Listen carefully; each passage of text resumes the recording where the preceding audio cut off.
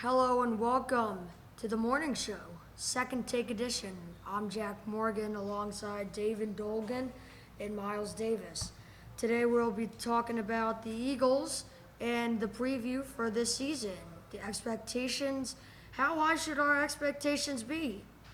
Carson Wentz will be at the helm this year. Nothing new for him, but a new thing for him will be him not having that safety net in Nick Foles. And honestly, what do you expect? What do you expect, Miles? I expect the team, how well and how far the team goes depends on two things, and it's the health of the team in general, like the offense and the defense, and also the health of Carson Wentz. If the entire team is injured, if they have practice squad corners playing, then the health of Carson Wentz, if he's healthy, it's not going to matter because the other team's scoring 50 points. But if Carson Wentz isn't there, then we are going to have to rely on someone like Nate Sudfeld now that Nick Foles is gone.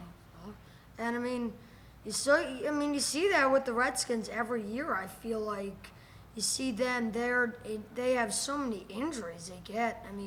They play the injury card all the time, and sometimes it feels like you want to play the injury card as a fan because you see so many injuries.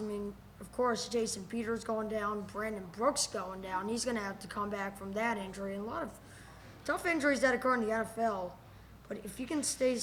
But some teams just can't stay healthy.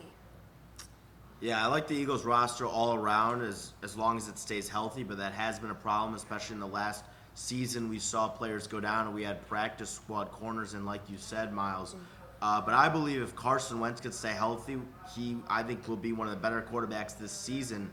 Last year, I think one problem with Carson Wentz, one reason he didn't play so well, he was coming only a season off of that injury that he had to his knee, and I believe that this season he's going to be more fresh off the injury. I think he's feeling better this season. He's throwing the ball well, and I think that this season, as long as he could stay healthy, which has been a problem, but if he could stay healthy, I think that this season the Eagles will have a successful season and will make the playoffs and win the division in the NFC East. And to add on to that, I feel like what I've noticed is since we did not re-sign Foles, the money that we would have paid him possibly was used to sign someone like Deshaun Jackson, trade for Malik Jackson so that we're not under cap.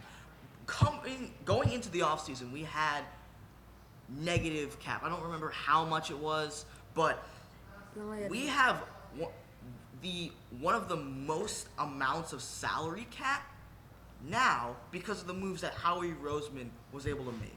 Howie Roseman is something quite special, and as we go on into the show, we'll be talking about the Sixers. Jimmy Butler and Tobias Harris, two big pieces of the team last year. One is not coming back in Jimmy Butler, and did he make the right move or did he not?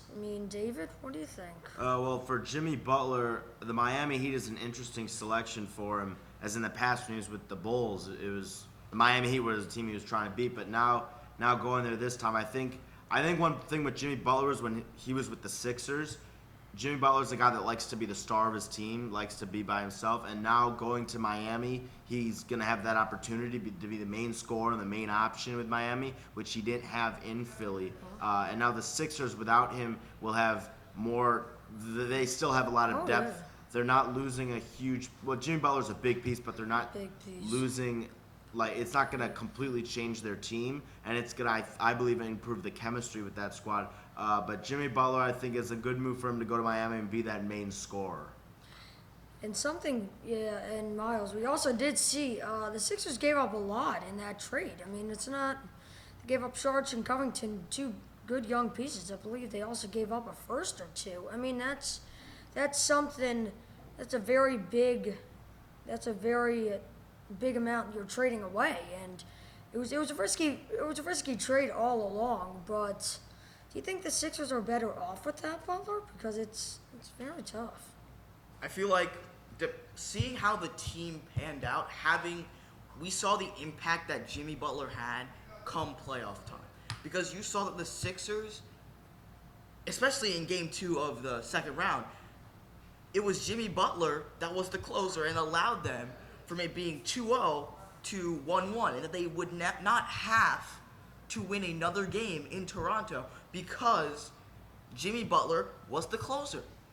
But if you think about it, when I was looking through my notes, I was looking at Jimmy Butler and why he wanted to go to somewhere else.